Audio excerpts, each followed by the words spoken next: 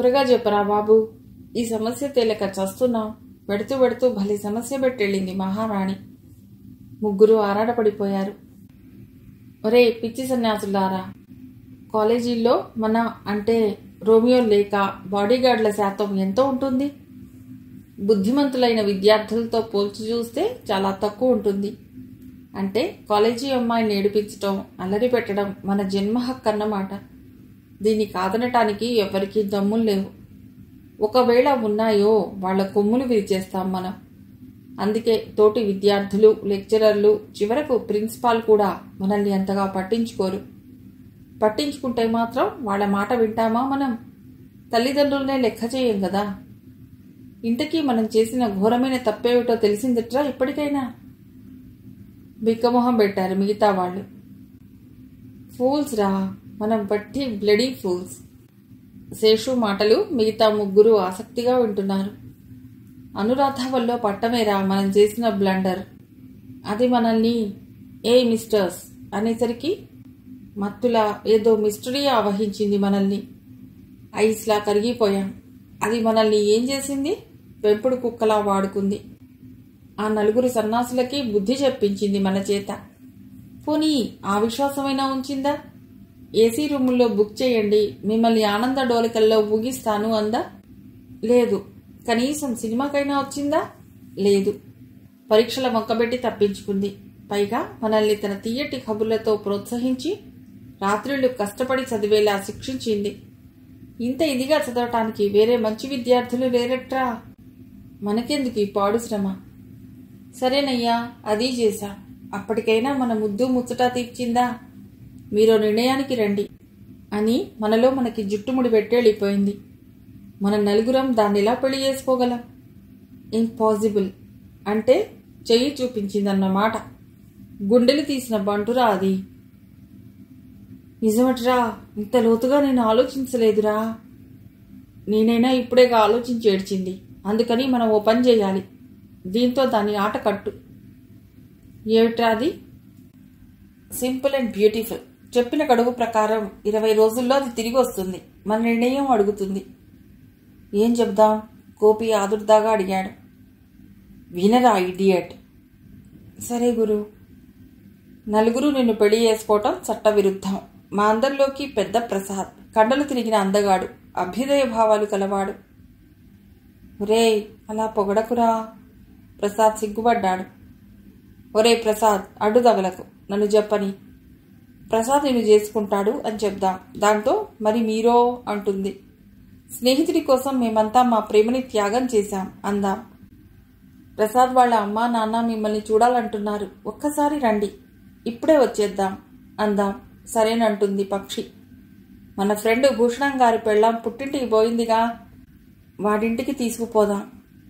దానికేం తెలుసు అది ప్రసాద్ గాడి ఇల్లు కాదని? లోపలికి తీసుకెళ్లి తలుపు వేసి ఆ తర్వాత గోపి చిలిపిగా అడిగాడు. నీ బొంద, మాటల్లో కాదు నీ ప్రతాపం, చేతల్లో చూపించు మందలించాడు శేషు. శేషుగాడి బుర్ర పాదరసం రోయ్. ముగ్గురు మిత్రులు ఎత్తేశారు శేషుని. ఒరే బాస్టర్డ్స్, నన్ను పొగట్టం కాదురా, రేపు దాన్ని చిత్తు చిత్తు చేయటంలో మన టాలెంట్స్ చూపించండిరా. లేకపోతే బ్యూటీ క్వీన్ కదా అని దానికంత పొగరా? రోమియోలని ప్రేమిస్తుందా? బాడీగార్డులతో స్నేహం చేస్తుందా? మామూలుగా మిగతా ఆడపిల్లల్లాగా తల వంచుకుపోతే మనం అసలు పట్టించుకునేవాళ్ళం కాదుగా. ఆ సుధారాణిని, ఆశాలతని మనం గుర్తైనా పెట్టుకున్నామా? కనీసం లేదు. అప్పుడే వదిలేశాం. మనలాంటి రోమియోని లొంగ తీసుకున్నామని విజయ గర్భంతో ఊగిపోతోంది. Poor creature. We will teach her a lesson.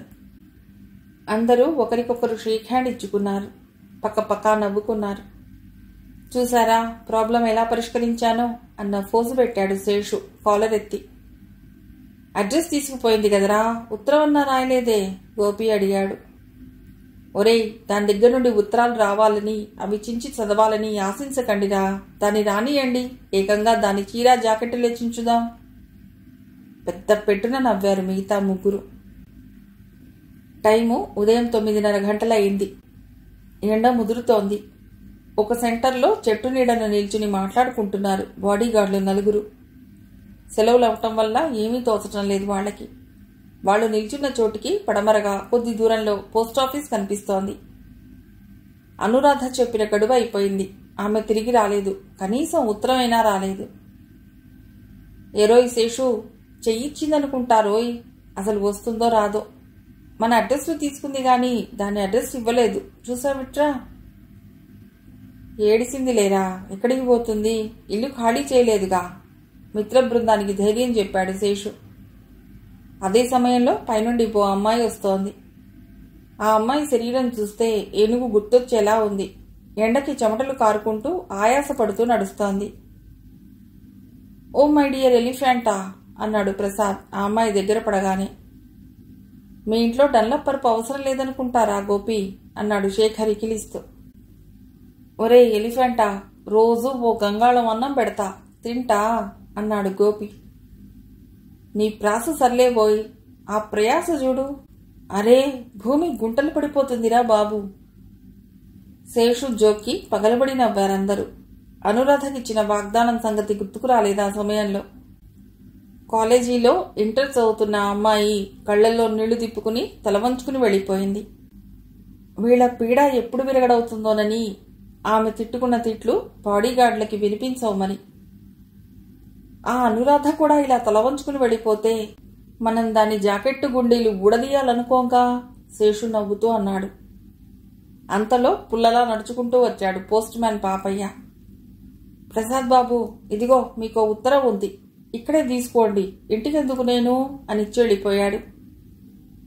ఎక్కడి నుండిరా? లవ్ లెటరా? శేషు హాస్యం పట్టించాడు.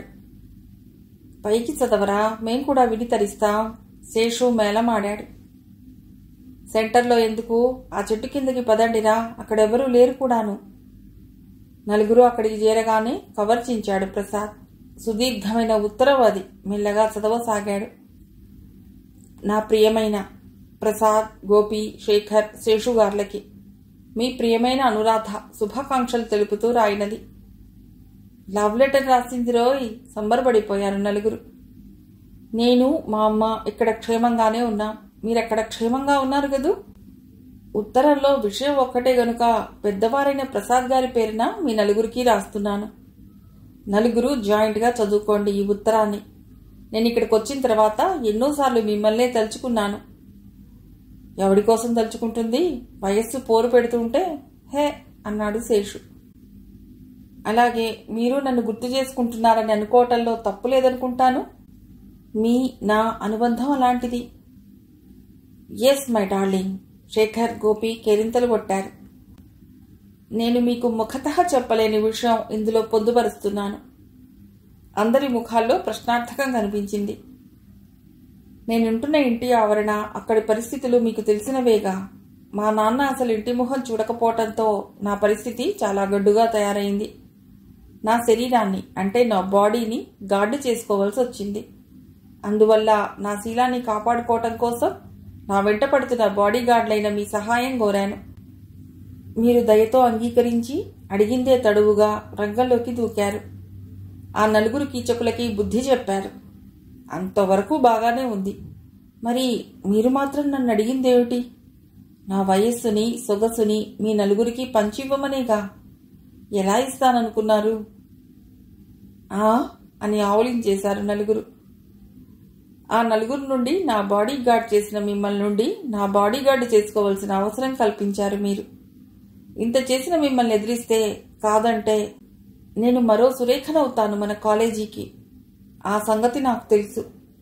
అలా అవ్వటానికి నేను సురేఖను కాదుగా, అనురాధని. అందుకే మీకో విడివడని చిక్కు సమస్య పెట్టి తప్పించుకునిలా వచ్చాను. ఓసిని దుంపదేగా. ఒరే శేషు, నిజంగానే ఇది గుండెలు తీసిన బంటురోయ్, గోపి బాధగా అన్నాడు. తిరిగి రాగానే మీరేం చేస్తారో తెలియని మూర్ఖురాన్ని కాదు నేను. పెళ్లి చేసుకోవటానికి మీ అసక్తత వెలిబుచ్చుతూ నా పొందు విందు చేయమని మర్యాదగా అడుగుతారు. నేను సహజంగా కాదంటాను. అప్పుడు మీరు ఊరుకోరు. మీరు తరచూ చూసిన సినిమాల్లోని రేప్ సీన్ని గుర్తు చేసుకుని నా మీద దారుణంగా ప్రయోగిస్తారు. మీరు నలుగురు, నేను ఒక్కదాన్ని, పైగా ఆడదాన్ని. కనుక నేను మీ కబంధ హస్తాల్లోంచి బయటపడటం అసంభవం. అయితే ఇక్కడ మీకో చిన్న ప్రశ్న. తన శీలాన్ని రక్షించుకోవటం కోసం మీలాంటి బాడీ గార్డ్లతో స్నేహం చేసిన ఆడపిల్ల తన శీలం మీకు బలివ్వవలసిందేనా? తప్పనిసరిగా ఇవ్వాలి అని మీ సమాధానం. ప్రాణం పోయినా కాదు అని నా ఉద్దేశం. ఈ మాట మీలో నా మీద ఆగ్రహావేశాల్ని రగిలిస్తుందని, శివమెత్తిన యువతరం ప్రతినిధుల్లా మారిపోతారని నాకు తెలుసు. నేను మీకు ప్రియమైన దాన్ని, మీరంటే నాకు ఆరాధన అని ఏవో వాగావు గదా, ఇప్పుడిలా ప్లేటు ఫిరాయించావే అనొచ్చు మీరు. ఆ మాటే అనకపోతే మీరు నాతో మంచిగా ఉండేవారా? నేను కోరిన సహాయం చేసేవారా? నెవర్. ఇప్పటికే అంటున్నాను, నేను మీకు ప్రియమైన దాన్ని అని. ప్రియమైనది అంటే తన శీలాన్ని తానుగా మీ బోటి వాళ్లకు అర్పించుకునేది కాదని నా అభిప్రాయం. మగవాళ్ళు ఆడవాళ్ళని పవిత్రమైన భావంతో చూస్తే ఆడది అన్నయ్య, బాబయ్య అనే వరుసలతో పిలువనే అక్కర్లేదని నా ఉద్దేశం. నేను మాత్రం మిమ్మల్ని స్నేహితులుగానే చూశాను, ఎలాంటి చెడు భావమూ లేకుండా. ఒరే శేషు, చూడరా ఇది ఎలా నీతులు చెప్తోందో. అవసరం తీరిపోయాక వాపోయాడు గోపి. అన్నట్టు మీకో దుర్వార్త. ఇక్కడికి వచ్చిన తర్వాత నా జీవితం ఓ తీయటి మలుపు తిరిగింది. నేను మీ దగ్గర నుండి వచ్చే ముందు ఈ సంగతి నాకు తెలుసు. అప్పుడే చెప్తే మీరేమనుకునేవారు, ఏం చేసేవారు నన్ను? అందుకనే చెప్పలేదు నేను. మా పరిస్థితి చూసి జాలిపడి మా అమ్మ అన్నయ్య గారు నన్ను వాళ్ళ అబ్బాయికి చేసుకున్నారు. ఇదంతా పెళ్లికొడుకు పట్టుదల మీదే జరిగింది. నా వివాహమై 10 రోజులయ్యింది. పెళ్లి కూతురు ఇంటి దగ్గర జరుగుతుంది ఆడపిల్ల వివాహం సాధారణంగా. అందుకు భిన్నంగా నా పెళ్లి ఇక్కడ జరగటం గమనార్హం. దానికి కారణం మా మీద మా మేనమామ గారి సానుభూతి. మా శ్రీవారు చాలా గంభీరంగా ఉంటారు పైకి, వారి మనస్సు మాత్రం అమృతం. ఏ విషయాన్ని తొందరపాటుగా అపార్థం చేసుకోరు. ఆయనకి ఈ ఊళ్ళోనే ఉద్యోగం. డ్యూటీ సక్రమంగా నిర్వర్తించుకుంటూ ఇంటి దగ్గర నన్నెంతగానో లాలిస్తూ ఉంటారు. ఆ లాలంలో కరిగిపోతుంటాను నేను. అరే శేషు, కొంప ముంచింది రోయ్. ఇది ఆడపిల్ల కాదురా, చండీ రాణిరా. ఎంత మోసం, ఎంత ధైర్యం.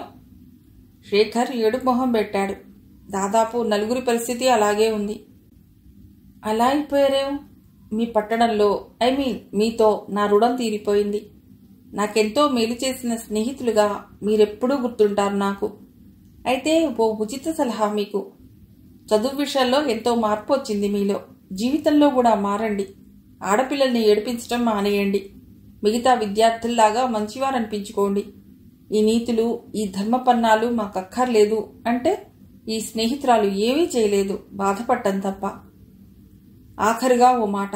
వచ్చే సోమవారం నేను, మా వారు, మా అమ్మ అక్కడికి వస్తున్నాం. ఆ రోజు రాత్రి సామాన్లు లారీలో వేసుకుని వెళ్ళిపోతాం. వ్యవధి లేకపోవటం వల్ల మీకు గాని మా కాంపౌండ్లోని కీచకులకు గాని శుభలేఖలు పంపలేకపోయాను. ఆ రోజు సాయంత్రం మా ఇంటికి రండి. మీరు అడిగింది ఎలాగో ఇవ్వలేకపోయాను కనుక సింపుల్గా కాఫీ, టిఫిన్ అయినా ఇస్తాను. తప్పక వస్తారు కదూ? మీ ప్రియమైన దాన్ని గదా, సంతకం ఎందుకు? ఆ ఉత్తరం చదవటం పూర్తి కాగానే కొయ్యబారిపోయారు నలుగురు. ఢంబాలు పలికిన శేషు మొహం మరీ నల్లగా మాడిపోయింది. ఆఫ్టర్ ఆల్ ఒక ఆడపిల్ల, ఓ కాలేజీ అమ్మాయి చేతిలో జగజ్జట్టి లాంటి మనం నలుగురం చావు దెబ్బ తింటామా? No, dam insult. పిడికిలి బిగించి అరచేత్తో కొట్టాడు శేషు. ఇంకా ఇప్పుడేం చేయగలం? దాని పెళ్లి కూడా అయిపోయిందిగా, ఉస్సురుమన్నాడు ప్రసాద్. శేషు ఏదో ఆలోచిస్తున్నాడు. పెళ్లైన ఆడదాని జోలికి పోవటం క్షేమం కాదు గురు అన్నాడు గోపి నీరసంగా. నలుగురు మననే దుయ్యబడతారు, సోషల్ సపోర్ట్ ఉండదు. శేఖర్ నిరాశపడిపోయాడు. షటప్ ఇడియట్స్ కోపంగా అన్నాడు శేషు. అది మనకి చేసిన అవమానానికి గాజులు తొడిగించి కూర్చుంటామట్రా, సిగ్గులేదు మీ మొహాలకి. మరేం చేద్దాం గురు? ఆశ్చర్యంగా చూశారు. ఎట్టాగూ కాఫీకి రమ్మందిగా, వెడదాం పదండి సాలోచనగా అన్నాడు శేషు. వెళ్ళి మీరు చూస్తూ ఉండండి. దాని మొగుడు ఏ మెత్తక సన్నాసో అయి ఉంటాడు. మన దెబ్బకి దాని మీద అనుమానం క్షణాల్లో పుడుతుంది వాడికి. అక్కడ వదిలేస్తాడు దాన్ని. అప్పుడు చూపిద్దాం మన తడాఖా. శేషు కాలరెత్తాడు.